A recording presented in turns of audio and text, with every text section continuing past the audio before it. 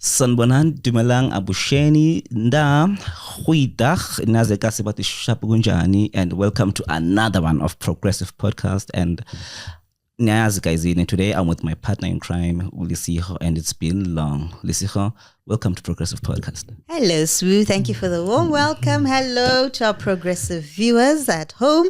I hope you're enjoying the new season, the festive season, wrapping up the year. Yeah. We're wrapping up strong, surely. Yeah, we're getting there. Yeah, we are. And how has been the year to you? It's been a few challenges, but I learned that we shouldn't complain.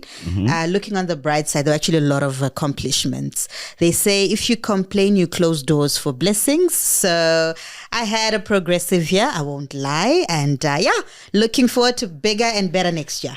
And what did you actually accomplish? Yeah, this year. I met amazing people this year.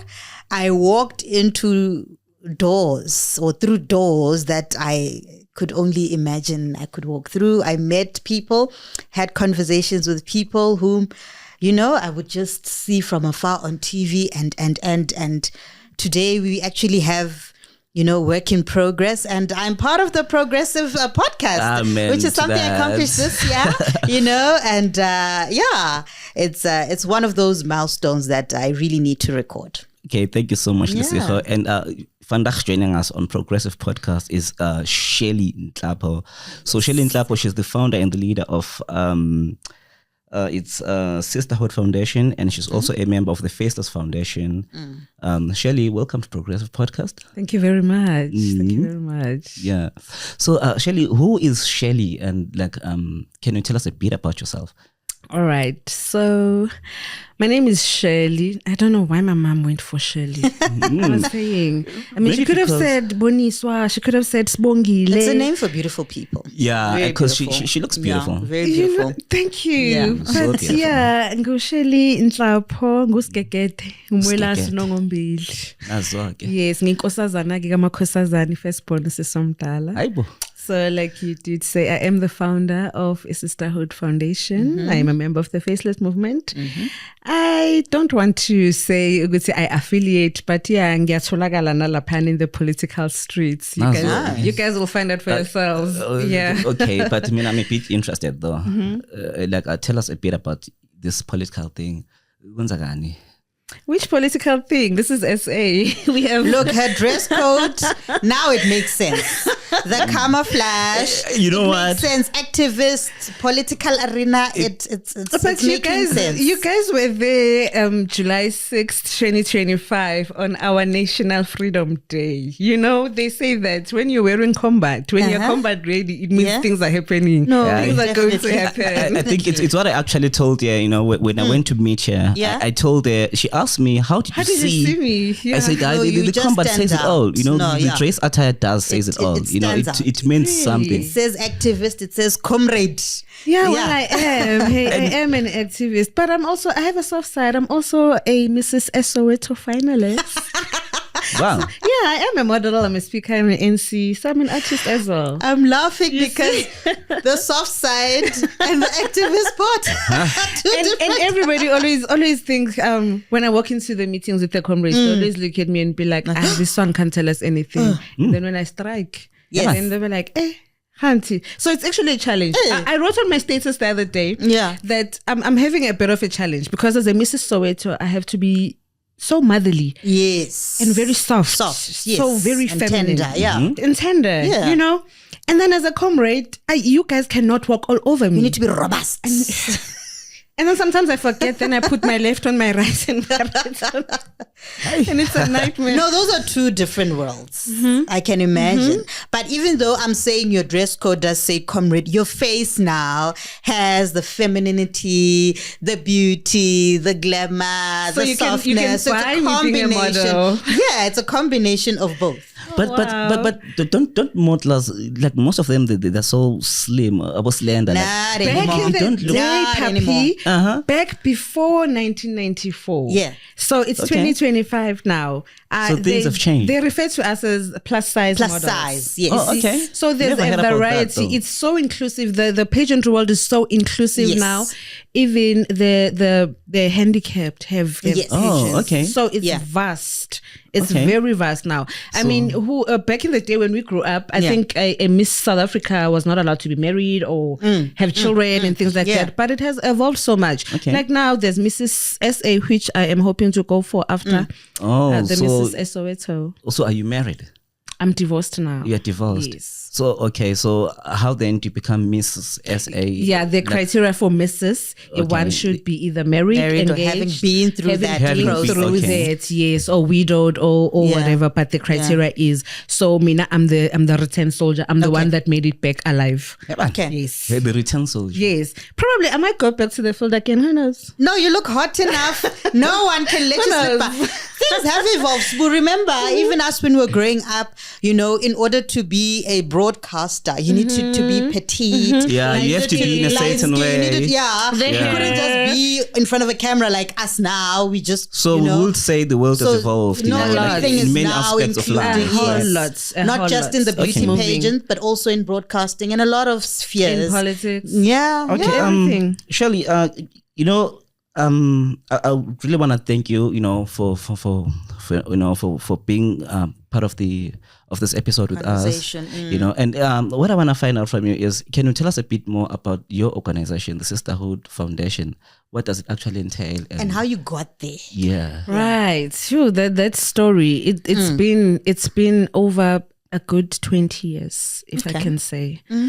I've always had this thing of being a big sister, even to my own siblings and to the world outside. From church, while I was still a Sunday school teacher, I was just that person that people found comfort around. People just come to me and ask for advice, guidance, whatever. And from as a child, I was just forward, you know. I was just this dolly, you know. So it went on and on and on. And, you know, after my own experiences growing up, being a teen, having babies, being married young, you name it. Heartbreaks, family challenges, everything. It came to me to say, I am what I never had. Okay. So with the little women that I had at the time, I thought, why don't you start something small like a society, a sisterhood, something that we can be there for each other. Because I mean, already I'm seeing that when you come to me at that one particular time, it shouldn't end there. It should be something that is continuous. So I wanted something like that. I had no direction where I wanted it to go, what it actually entailed, but I just knew that I had to be there. And plus my activism, you know, I was just one of those people, I'd be the one who'll go and find out which houses, how many houses are affected. Is it this box? So these leadership qualities I've always had. Always took the initiative. From school, you know, I would just be chosen to be the SRC. Were you ever a prefect? Yeah, I was an SRC. I was COSAS. I was. No, you have the qualities. You do. So I just, you know, it's just isn't me. I can't sit and I can't keep quiet. And wait. I can't sit wait. And wait. Yeah. I can't wander. You know, I'm that person who'll stand in a queue and will want to ask the manager, why are the tills not open? Why do you have us standing here when you've got so much tills? Okay, as somebody like yourself, have you ever been in a situation whereby you address a certain problem and you get a negative, you know, response? Let's say, for example, there's no electricity, or there's a certain problem that is actually happening, and you try and address it, and you get a negative response from the people. A rude response. Or rather, if it does happen, how do you respond to negativity? Let me tell you, these things come with experience, hey? Okay. You grow into these things. I don't think that how I respond now is how I responded even 5 years ago. I've had to grow. I've matured me as a person. You know, now I'm at the time where my peace matters more than anything. So a lot of things I don't attend to. It comes with age as well. As you grow, as you experience now things. A lot of things I don't attend to. But back then, Mamela, I was fighting fire with fire. You had to feel my wrath. I was just like that. Yeah. But now I'm calmer, I think, or maybe I have a different way of approaching it. But back then, I affiliated with an organization, a political organization, where we were actually allowed to be crazy. Oh, right. Yeah, you guys will put your two and two together. We were allowed to be crazy. So why whenever am I picturing EFF? But You've got my socials, you'll find out for yourself. But there's also one thing that I want to understand, because if you look at most organizations, like they use intimidation, they use violence, they use all these other forms of intimidation if ever they want to address a certain issue. Why do you opt for that? Why is violence and intimidation a way used to confront a certain issue that is affecting the society or the country as a whole? You know what? Currently, we are at the 16 days of activism. Yes. Right? For GBV. Okay. Now, to answer your question, I'll say we have this pandemic because of how we fail to express ourselves as a people. It has become a pandemic now because it started by two people who could not communicate properly with one person who cannot get their point across. Therefore feel that they should use violence because now it's the next best thing that they can use. And it just spread like wildfire. So those people, I always say, you take bullies, for example, from school. Bullies also grow into adults. Okay. Absolutely. And when they are adults, they also get jobs, they work. So when they are grown now, when they are adults, when they are supervisors and managers, how do they treat people? They have subordinates now. They have subordinates now, you see? Yeah. And how's that working environment? They get married. They become parents. They got families to take care of. They got children now. Don't they bully those children? They do. You see? Yeah. So it's turning into a generational curse. It turns now into a generational curse. Absolutely. And everything. So to answer your question, it starts with one person. It starts inside. Because if you can't control yourself, you can't control external. So if you can't control internally, then you'll be a chaos externally. And if somebody does not stop that, then it spreads. Because now I'm toxic. I'm creating my toxic, who'll create their toxic. And then it's a chain. It's a chain. The next thing you know, we're living in a chaotic world. Okay. I want to take you a little bit back to this is something I believe it's more for calling. I mean, there are many social ills that you could have participated in besides just GBV. There's a lot of there's crime. You could have decided, okay, I'm going to be a part of an organization that fights crime or an organization that deals with, these abandoned children or orphans, but you chose this to be in caregiving space, but you chose this particular scourge to be a part of a movement that remedies this. Now, every year we have the 16 days of activism, end of November to... Is it around the 10th of December? Which I'm seriously against. Okay, we'll get into that. What do you see improving year in, year out, campaign after campaign? I'm sure there's some initiatives that are taken, speeches here and there. Do you see an improvement? You know what? I love that question. No, I don't. And hence I said that I'm anti the 16 days. Okay. Who decided that it should only get attention for 16 days? 16 days. And who also said the gender-based violence has to be addressed on the day of the of the G20 summit, whereby women had to march. We had to block the streets. I'll tell you that it's disturbing to be in South Africa right now, to be a South African. Because we are like homeless children. So the other one is on top of the table, the other one is outside the yard, the other one is running the water in the bathroom, and there's no authority. There's no one who's saying no. There's no one who's saying, hey, stop it. And there's no accountability, none whatsoever. They usually say a banana republic.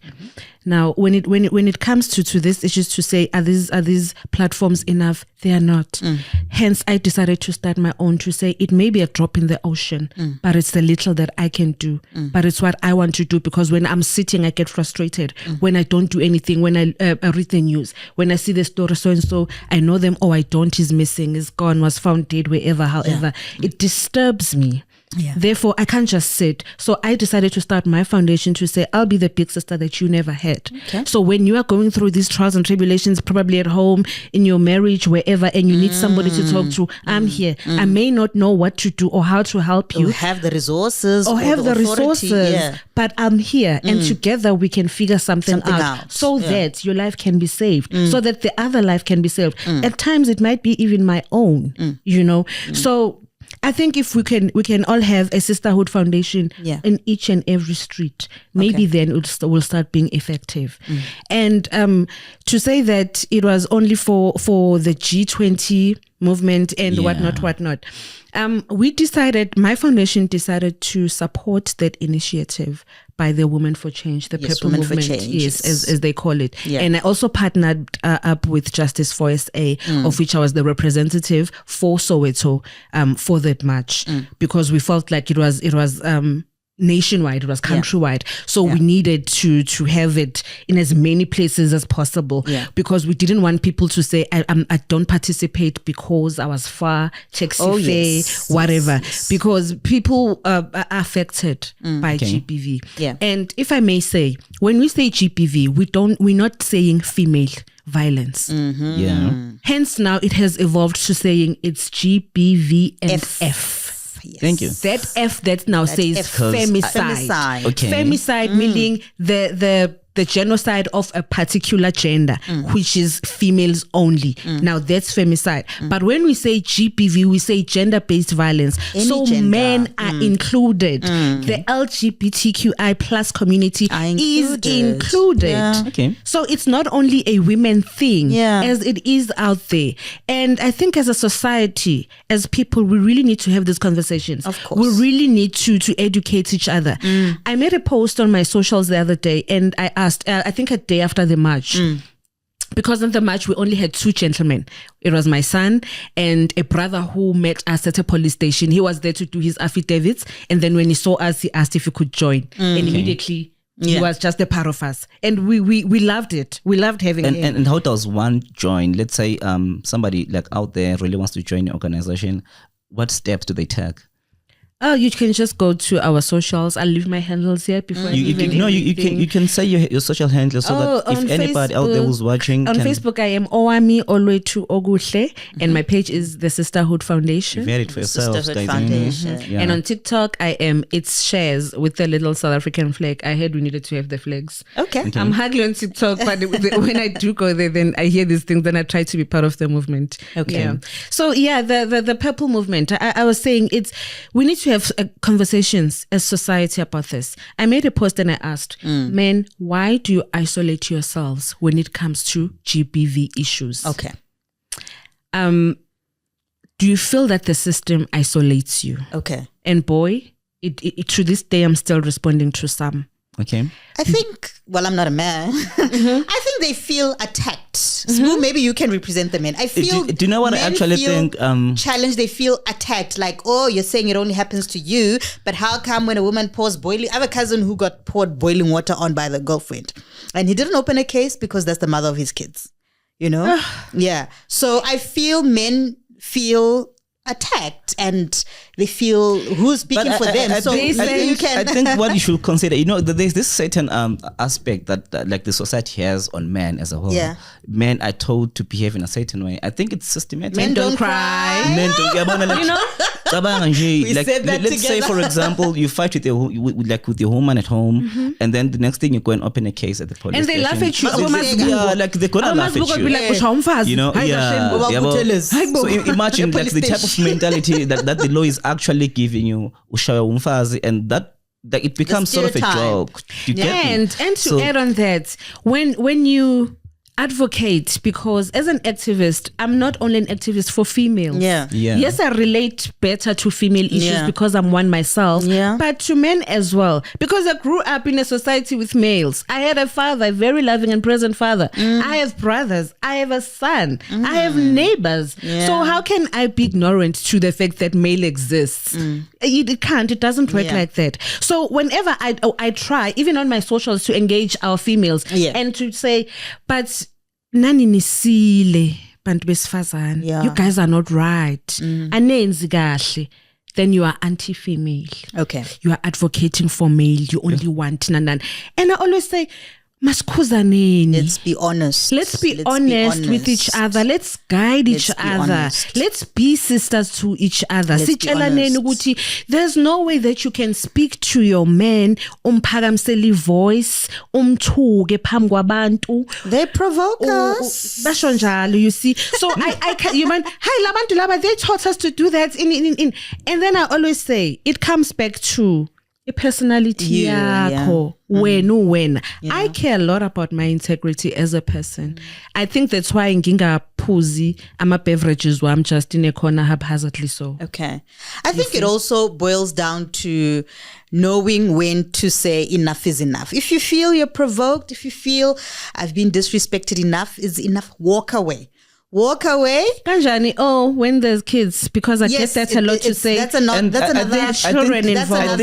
Also the lack of independence sometimes. He's the breadwinner. Look, I'm talking all of these things from a point of observation, from a point of experience. That's why we constantly need to work on ourselves so that we don't stay. We need to continue having this conversation. Can I also add on to what Lesego is saying? I don't think actually walking away does solve problems. Yeah, I think sometimes it's very important if you are in the wrong. You need to admit if you're wrong. Yeah. And imagine walking away and leaving your wife with 5 children. How do you expect your wife to take care of those children? No. I'm saying if you're being victimized, aren't we creating a system whereby people are irresponsible? No, we're creating a system whereby our kids fatherless homes. It's what we're actually encouraging. I think it's important, like for homes or for marriages, to actually have a proper structure. Because wherever there's no law, wherever there are no rules, there cannot be a good structure there. So if your husband or maybe your woman is not happy with a certain thing or with a certain way of how maybe you're behaving, I think that should be addressed. It should be a matter of now. But Sam, my brothers, sometimes give a problem with you guys because you go straight to. I don't want to sound somehow. But sometimes you go for a type. Hey, okay. Hey, you people go for a type, and then when the type is typing, and then so we saw Nongawe, and now we must intervene. You come to us now. You're crying, and when we try to intervene again, you come back, and we are the bad people now. Listen, my point is I want to share a brief synopsis or whatever of my personal experience. I'm a sweetheart. Sweetheart. I'm a sweetheart until the sweetness finished. Okay. You've been disrespected. Yeah, I'm very patient. Right. You've been disrespected over and over and over. Mm-hmm. Then the sweetness and the patience finishes. Now you end up retaliating. It's different now because now you've been a person who's always quiet. Now you're learning how to actually answer back. You're learning how to say hi, you and asuka. Now you're changing. You're now becoming someone whom you don't I recognize in the mirror. So your environment influences you, who you become. No, not really. Because now I'm being on my head, and I decided let me leave before I become someone I don't know. This is not working out. I'm leaving. We've tried intervention. We've tried parent intervention. We've tried sibling. No. We've tried social counseling. What. It's not working. If someone doesn't want to be an accommodative person, wants to be a monster who maybe they're mirroring the monster that they grew up emulating or who raised them. Now I don't want that monstrosity to now overlap into the next generation. But then that means you are strong. You are a stronger person just within yourself. I know I've seen this. I see this all the time. It really takes a strong person to self-correct. It really takes a strong person to introspect and be like, this is not working for me. Mm-hmm. This is changing me into something that I don't know. Yeah. This is whatever. It takes a mentally and emotionally strong person. And unfortunately, we don't have a lot of those people around. And there are a lot of factors. It's not an easy decision where you wake up today and like, oh, okay, I'm leaving. No. you do try to fight hard for, is it your marriage? Is it your whatever? You don't want your children to be separated Nobody from, does. you know, the Nobody does. nuclear setup. Nobody wants to Obviously, be a there'll be single days parent. where it's nice. You know, I think it's very but bad. you actually you end up finding yourself. Sometimes you being- don't have the choice. So you don't have a choice, and sometimes you don't have a choice. Sometimes you're a better person as a single parent. I said to the other lady who had a really tough time leaving her relationship. We said to her, because we had to assist her to go get counseling and everything. We said to her, you don't need to pack your bags now and go. It doesn't have to come from us. Yeah. It's a choice that It's you have to make. You make we can that only choice. support the choice that you make. So we're not out here advocating for people to leave their leave. No, people no. or to turn their lives upside down. But we are saying be strong enough to know when something is not working for you. That goes for men as well. You don't have to stay there in that toxic relationship with the mother of your children because you are afraid ukuthi a stepmother will come. Because you might even die. In that And you moment might of die. anger, she And- might decide to... Just this weekend, today's what? This weekend, there was a story in our hood of a woman who stabbed the partner in 2 different places. So they're like, no. It was premeditated because she stabbed him in the stomach and then We know took the out the stomach? knife, gastric, what, and stabbed him again in the neck. So they're like, it's intentional, but the family protected everything. So there was no case open. He died. She was at the funeral, everything. It's messed up. You get that. Disheartening. So it's And then I was watching some podcast. The other lady who also had an altercation with her partner, also took a knife, stabbed her partner. They're a very prominent, famous couple, and the partner passed on, right? So I was listening to the podcast, just a clip, not even the entire. And she said it was a mistake. And the interviewer was saying, "Oh yeah, so it was a mistake." I right? think I also saw it. I also saw the clip. I went in there with my comment and yes. I was like, that wait, I'm sorry, but just make it make sense to me. Hi, Abby. I'm not judging. I wasn't there. I don't understand the contents of the situation. But when I wouldn't even judge. I can't. Yeah. You know, I can't. But ngibe this thing yokuthi mistake. Maybe she did it out of anger. She was angry at the time. It's anger. She wasn't thinking straight. She wasn't thinking straight. Ne? So I'm not. No, listen. No, you listen. get No. into jail. Okay, but you kill somebody. No, but listen to my That's the point. violence we were My talking point about, is okay. I'm not justifying what you say. I'm not justifying but it either. I just want to balance the fact that maybe she was possessed. Maybe she was angered. Maybe everything that was There's a happening lot in the of things can we relationship that then say just my kept brother? into. Can we then say my brother to the person who harmed Uyinene Morechana, who went to a post office at 19 to collect a parcel? Can we then say Uguti he was possessed? You know, I think if we look at the law, especially when it comes to men and women, sometimes law can be a bit lenient when it comes to women, because this whole gender-based violence it's something that is being done by men like for quite a while. Femicide. Yeah, especially femicide. So when you look at the law to a woman, it's a bit lenient. If a woman says something, it's a bit understandable. You know, but if a man, it's very harsh. You know, imagine like you are saying the guy who killed Uyinene, if he said it was a mistake, it was gonna be taken like otherwise. But this one is lying, right? You just avoiding jail, but you did it intentionally. Hence, we said we really need to have these conversations as a society. It's not a 1-day thing. It's not a 16-day thing. It's not even a 1 March on the 20th thing to lie down for 15 minutes. It's continuous. I was saying our organization for the next year, from this period from the Purple Movement, up until we are going to embark on a journey whereby we approach police stations as civilians, as people, as women, as mothers, as sisters, as brothers, as fathers. And Shelli, can I also ask you one thing? What about these other organizations that you guys are affiliated with? Are you also into gender-based violence, or are there other things that you actually do apart from GPV? All right. So, firstly, we are going to approach police stations to say we need a GPV office in each and every police station.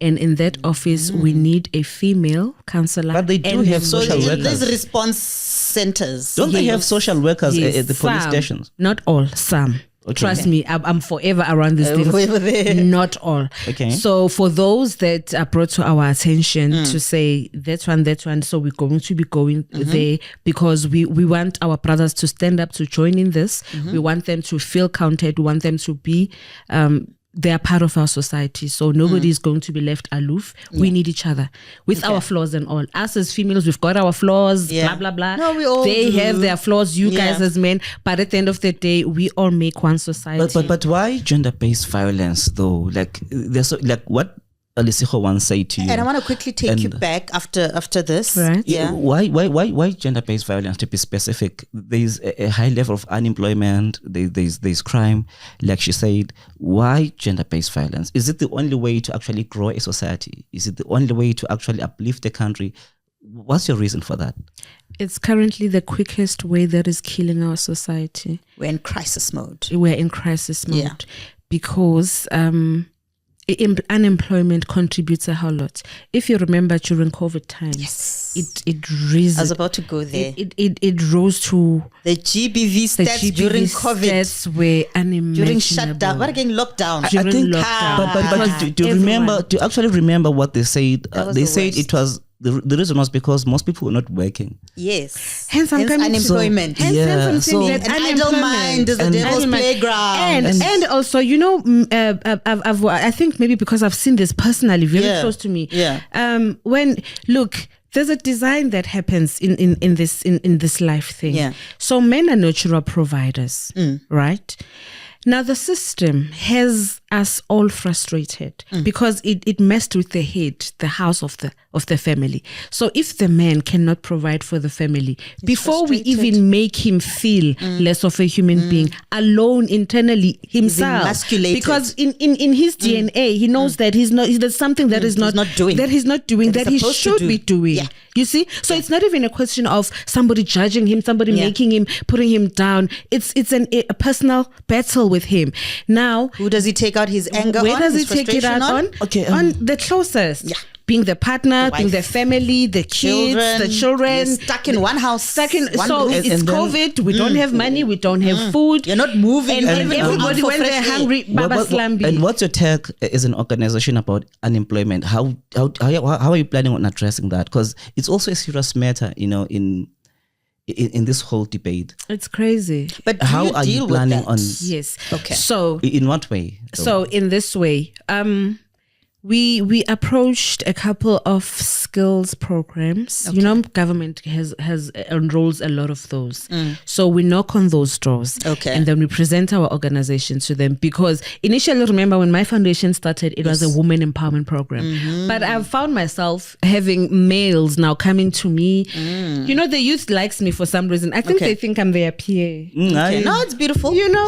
So yeah, I'm a 2K in case you're wondering. 2K? Yeah, I'm a 2K. Wow. Now I am. I want to quickly take you back.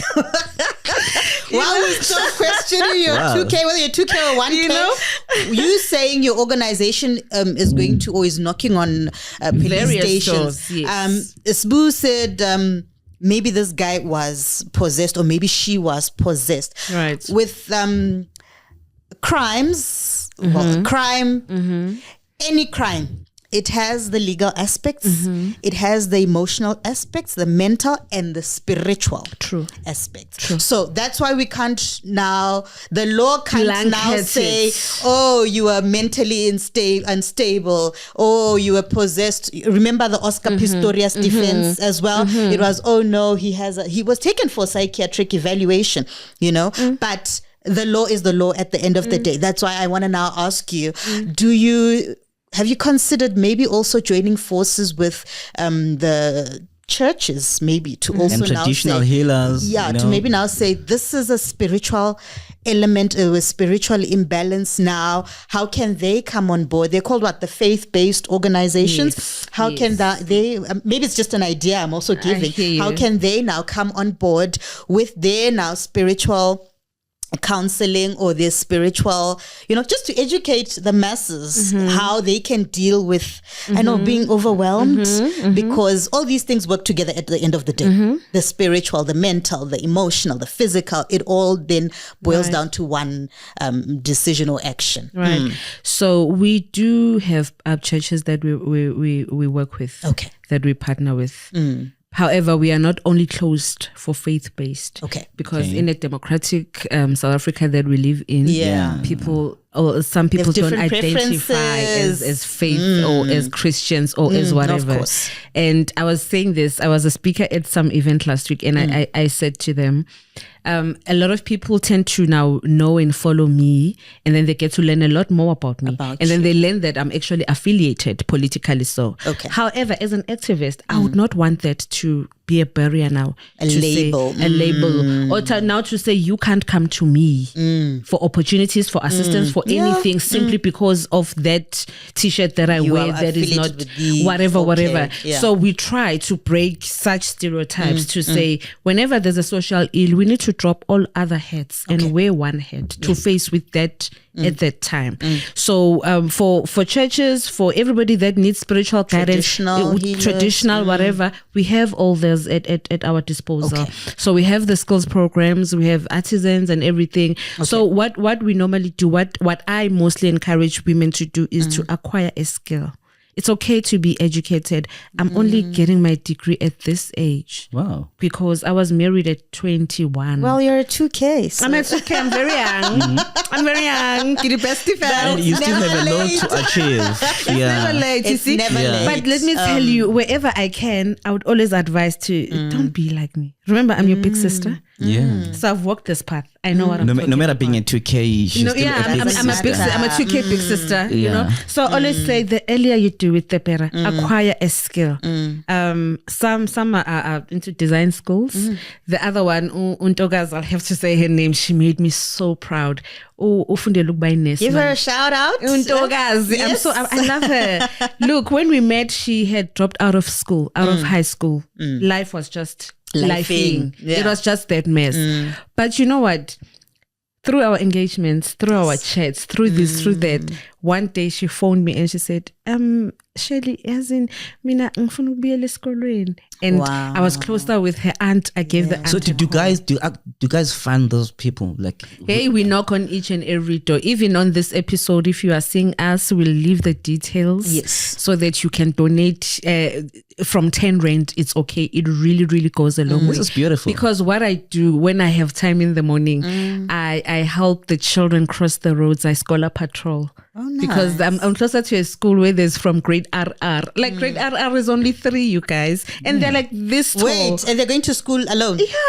Okay, but I know people do things, you know. That to me in a 5 years pass. Whatever, you know. So I then started with Hachmen. It was actually a part of my Mrs. Soweto journey to say, I'm going to do this, you know, as a Mrs. This is what I'm going to do. I'm going to scholar patrol. So I did that for like, I think a month. And then I stopped. Did they not come to my house to knock? All right. The children. And they're like, Sfono mom. Oh, mama mopi. Oh, mama lona winwele. And they describe me. And then my neighbor says, oh, Shelli. So the hair is your signature. It is. I mean, we love it. And they really suit you. Hey? You know, thank you very much. We love it. So they came to me and they said, Mama, bongek is all. And I felt so guilty. So now the thing is, come January, I want to challenge every parent to say, I need to see corner and unemployed, unemployment. Let's do something so that our mind is sugel up. You know, there's something very powerful in serving. Because when we go and we save those little lives, we are there in our community, it actually grows into something else. It may start with us patrolling, but it's going to grow into something that is very big. We may not even need to embark in these marches all the time because we're going to have our communities at lockdown. Because even Ikebeng will know in this community kuna this mphakathi that does not take this. Together we stand sihambe that pothole, whatever. Abantwana ama transports, about driver, they know we know you, we see you. Because we have issues abantwana babe violated by ama caretakers and whatnot. So we need to stand up. Instead of taking this unemployment thing And nurturing it. And making it define us. Yeah. What's the silver lining around it? I actually love that. And I think we need to stop being selfish or self-centered. As long as it doesn't affect my child and myself, I'm not part of it. No. Let's join hands as communities. True. I love that. True. I love that. It shouldn't be. Yeah. And I love the fact that you're actually now making a challenge, rather to say challenge accepted, whether you're in the south, the east, the west, do it. Even in the suburbs. I think life is more pleasant. It's in the suburbs. Keep mind your own. Rewarding. Keep mind your own so much that we don't care. It is so rewarding. I walk in a mall and I know, Mama, I don't even know where I know you from, but I know probably one of the things that I do. And should you have a crisis one day, your whole yard will be full. All those kids will come and check on you or come and help somehow. Let me tell you, you were talking about this year about doors that you did not even know. Yeah. Doors that you didn't even imagine. Open. I see the grace. I don't know to lie. I don't know who said thank you. I don't know who prayed for you. Who prayed for me. I don't know who whatever. Kodwa things are moving. Mamela. And I want to share this so much with everyone to say, let us not allow the circumstances to define us. Hence, I'm saying, I'm always open to saying, let's forget being celebrities. Let's forget the likes. Yes. Let's forget the followers. Yes. Let's forget the everything. Yeah. But there's something that's unique about me. Yeah. There's something that's unique about you.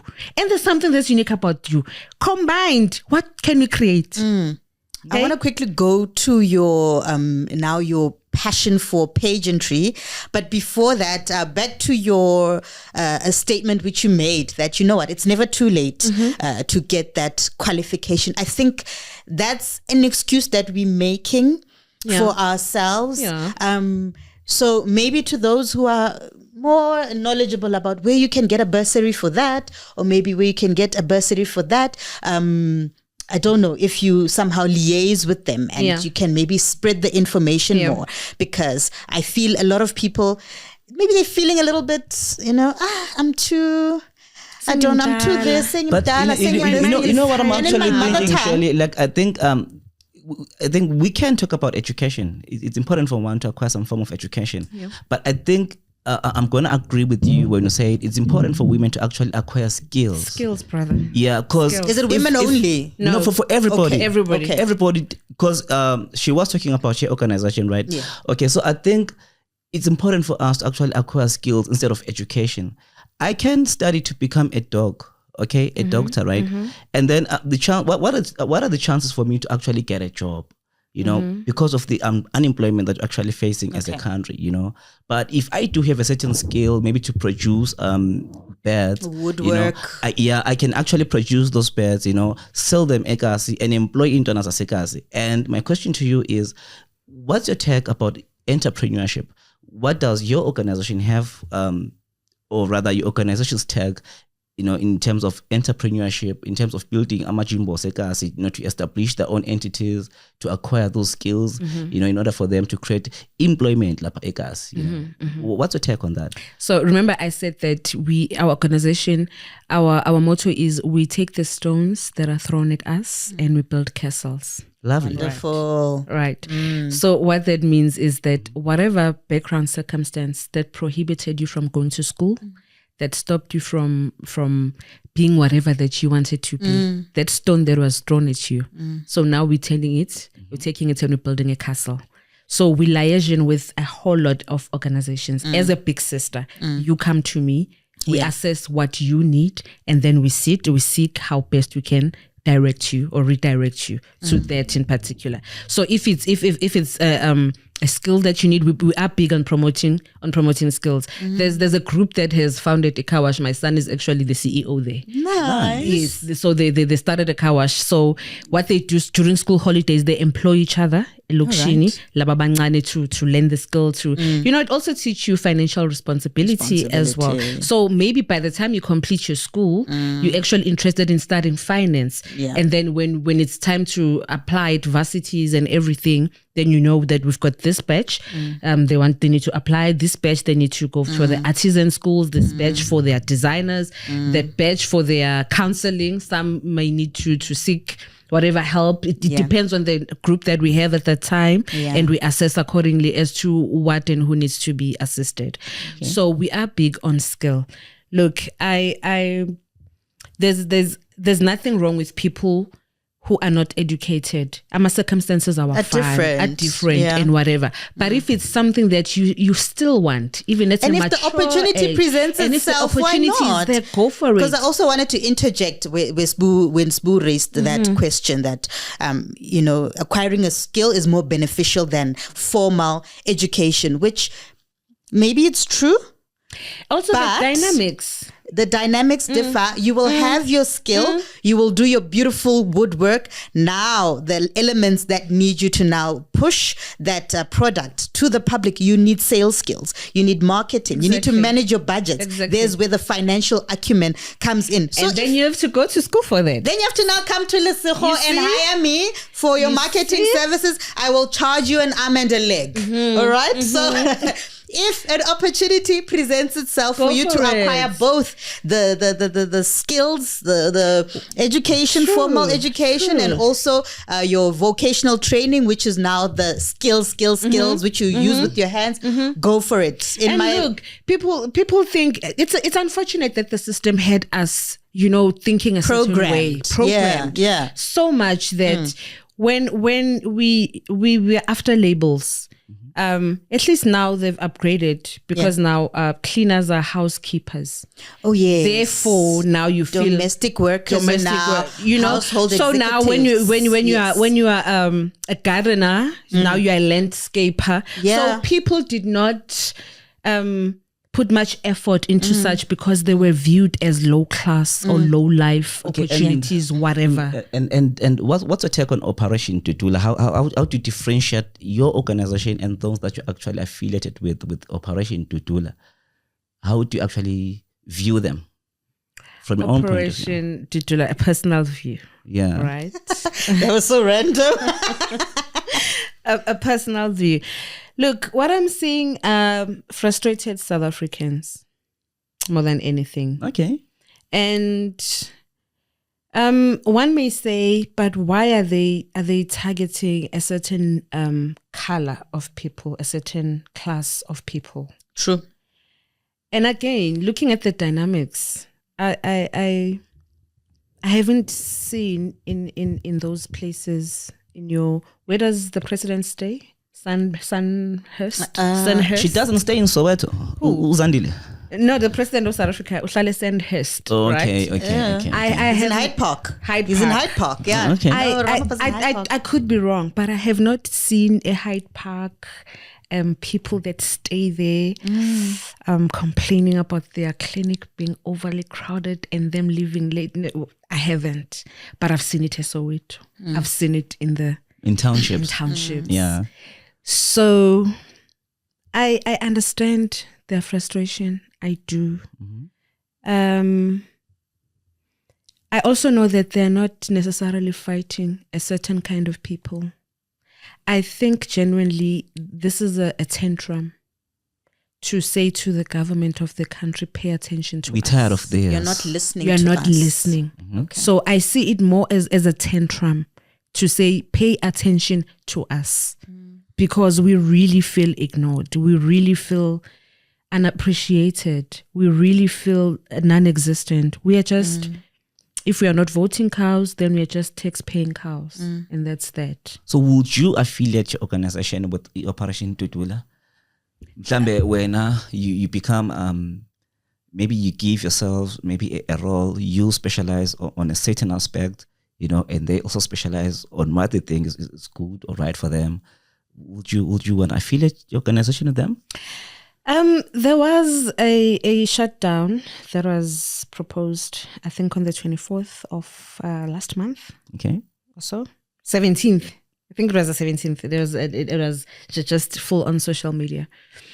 And there was two ladies from Durban. And they're pushing that they have organizations and, run manipulation and everything. And they opened the invitation to all South Africans. They said, South Africa, you are the taxpayer. You are the one who can't afford your own bread. You are the one who cannot make ends meet. You are the one who doesn't have proper housing. You are the one who doesn't have sanitation. They want us to refer to imikuku as informal settlement because they don't want the truth. So because they don't want to face the wrath of hearing our people saying sihlale matinin, then they want us to say it's informal settlement. Yeah. Right? So an invitation was open to say, if we're South African or frustrated and you want to be noted to South African, kuzoba national shutdown and a withdrawal, a march, anything, that's just going to make so much noise to say we are now standing and saying, I think I saw that on social media. I think it was last year on the 17th, right? Last month on the 17th. Yeah, right? last month, yeah. The province that outdid everybody, obviously, it was KZN. You know, Mosuzulu, Maihlangana nje. You know, and other provinces were not. Us in Joburg, we did not. We were not bothered. And why is that?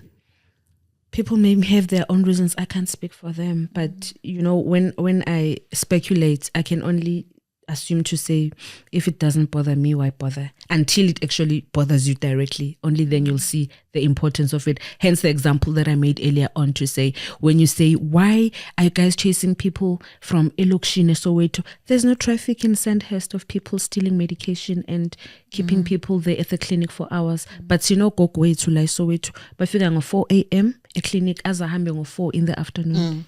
You know?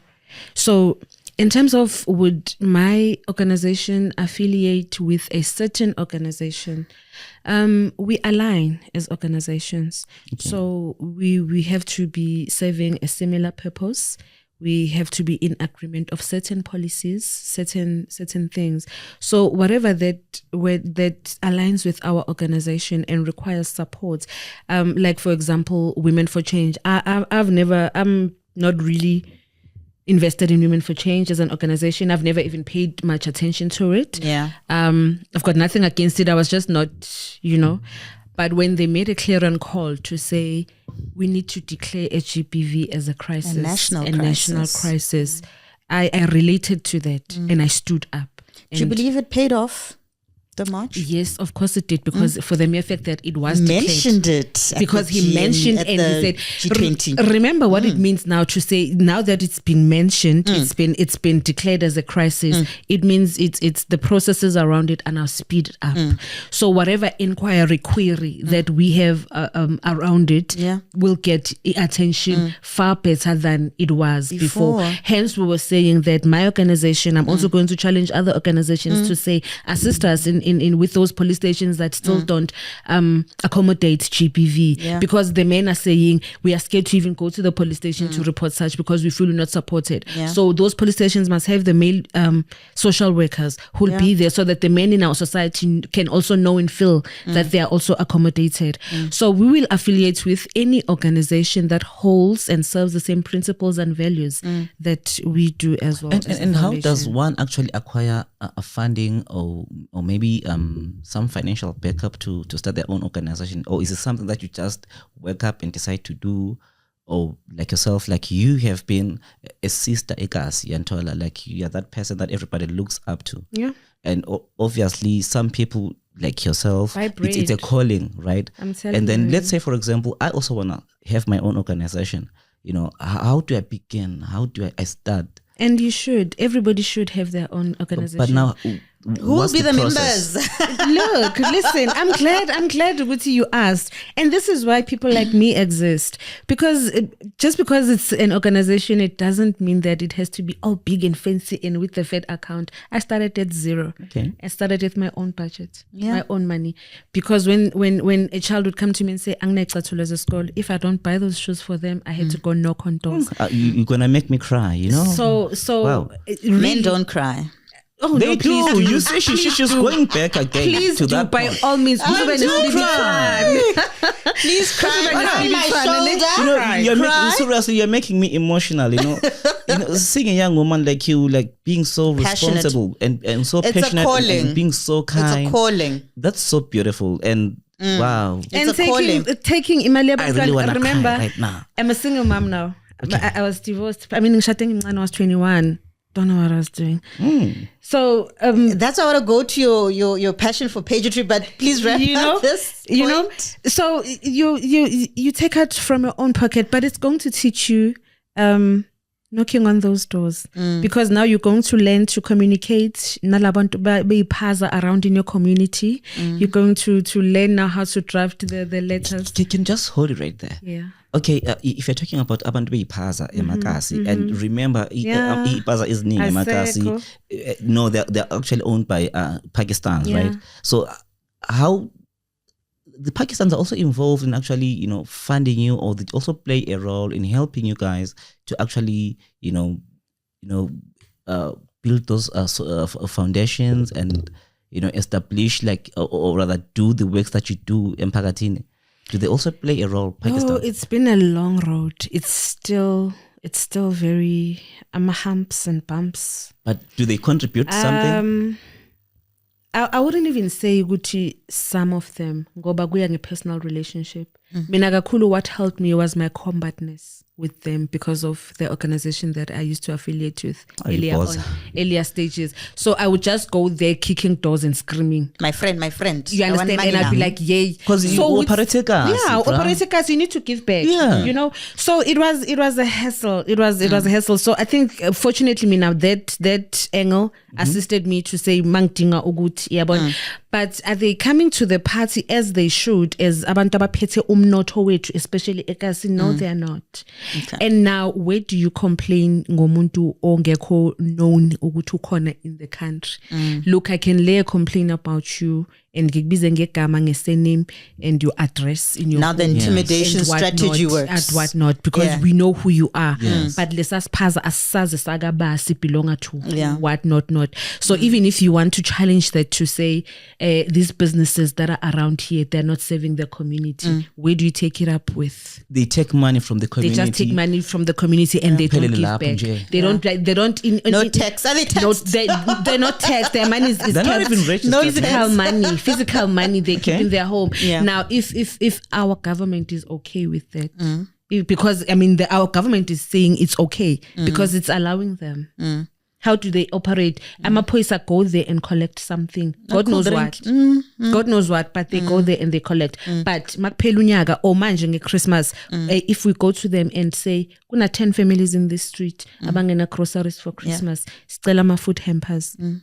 I think those are some of chances are you're not gonna get. Mina engwachola because of the personal relationship and that I've built with them. And ngoba mhlambe I've been your robustness. Sengi robust, and I've been in this now for quite a while, So abanye zisebengazi to say, this one she won't stop. Let's just give her so that she can go away, But it should be an ongoing thing. Eyoguti kamchen, school shoes, dignity pads, things like that. It should be an ongoing thing, but it's very frustrating, let me tell you. Hence she was saying it's a calling. It's a lot of people ask me, Guti, how do you get the passion? Why are you so patient with this?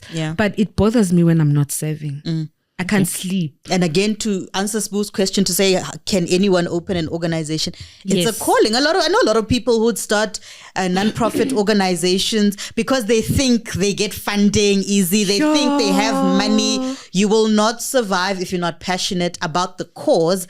It is purely a calling. It's not a get-rich-quick scheme. Yeah, that's what people think. If it was, I would be having a Lamborghini i3 up blue parked in my garage somewhere. Yeah, people just think, no, that's the way to get funding. So apart from business that you actually approach Ekasi, like in terms of these big businesses, do you also approach those big businesses? Yeah, we do, and we get a lot of rejection.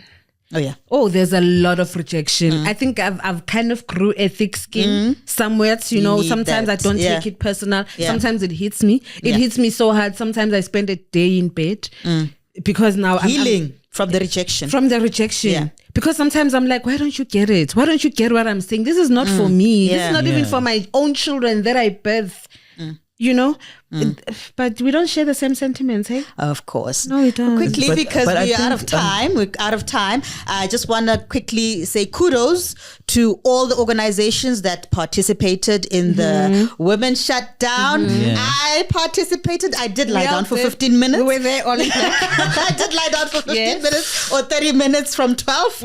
And back to now your journey from pageantry. You having that title, let's talk about how you got there. And also, does that title now help you or benefit you? Or do you use it to your advantage when you're now trying to knock on those doors?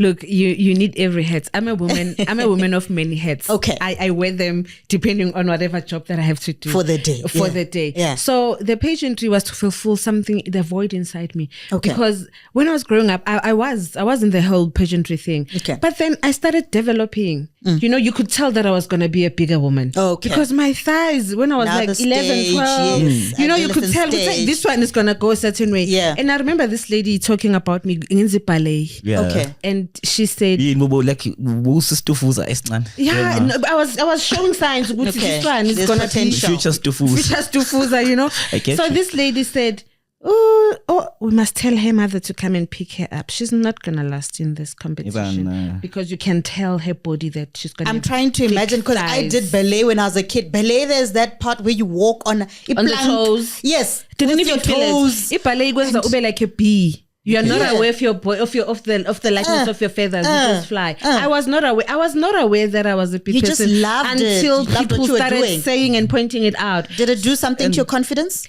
I left it, but I was hurt. And Oh, I of never course. mentioned it to anybody to Of say, course. I'm hurt. Yeah. I can't participate in Yeah. this because of my body. I didn't choose So to- when I yeah. grew up and now these opportunities are there and doors are opening, I was like, I am going for it. Of course. Mamela, I'm here to I want everybody that has ever felt ukuthi akekho good enough, ukuthi, it's on you. It's on you. It's on I- you. And You one, have one no last thing, excuse. Shelly, It's on you. you. also said something about you being a vocalist for I released Umzabalazo albums, songs, child, you know. Umzabalazo songs, yes. Yeah, like usebenze nobani. What are the So artists? gets the Holy Spirit, Wow. and we were featured as the fearless forces. Listen to that. There's a song about GPV that I lead solemnly that I released as well on that Yeah. album. So you're a It's on woman of YouTube, many it's there. talents, right? I am, and I'm Nobody's Straight up, limited me straight to up. anything to say you can only be put one, you in a two, box. three, in a Of box. course No, not. as long as my body is able to do it, and I'm doing it, and Well nobody's going done. to tell me otherwise. Nobody's gonna done stop to you. You can say what You're you in want a to say. I can't stoppable stop train. you. It's Yeah. your opinion, yes. Okay. Be After that, unstoppable. all Shelly is going to do Shelly. Okay. And Shelly's that's it. unstoppable. And now Shelly's unapologetic. with the music, would you like? What are your plans? Like, I do want to, as soon as January, I do want to go back to studio and do a couple more. okay, Umzabalazo songs. Umzabalazo song. There's this one particular song that is in my heart, and you know there are many versions of it. And gunamapiano manje. Can't wait to listen to it. So though. things are happening, you know. So I'm speaking to some producers about something, but yeah, there's a song that I'm definitely going to do and release. Maybe it's going to be a single, maybe an album. I don't know yet. But yeah, something's definitely coming. The world is your oyster. Keep going. up. Keep going. I Well plan done. to. Well done. And I believe it's time to wrap up. Yeah. Right? Yeah. Yeah.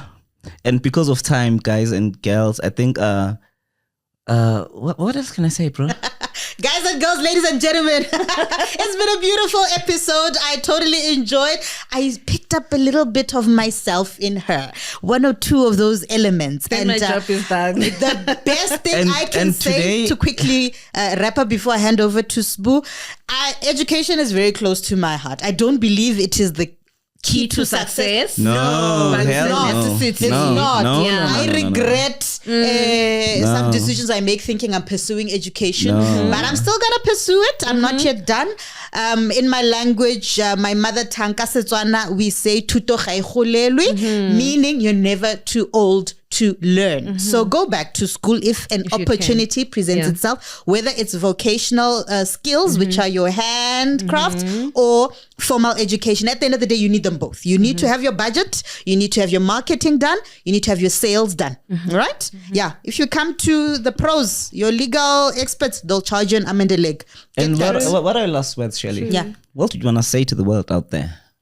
I just want to say, be the best version of yourself. Close those ears to all the naysayers and only listen to this voice that is inside here all the time. Okay. Then that'll get you. That'll get you places where focus. Whatever mistake you have done, whatever who society, anything, outside noise, close and focus on here. What is it that wants here? Yeah. And you go for it. Okay, thank you so much, Shelli. I think it was very good having you on Progressive Podcast today. Thank you for inviting me. And please like and subscribe to our podcast and make sure this time around because this once again woman her here, social handles in your website. All right. So sisterhoodfounder@gmail.com. That's an email, and we do have a turnaround of 24 hours because we tend to get a lot, and then every information will be indulged there. On Facebook, I am Owami Olwetu Oguhle. On TikTok, I am It's Shares with a South African flag. Danko. Danko. Thank you very much. Danko.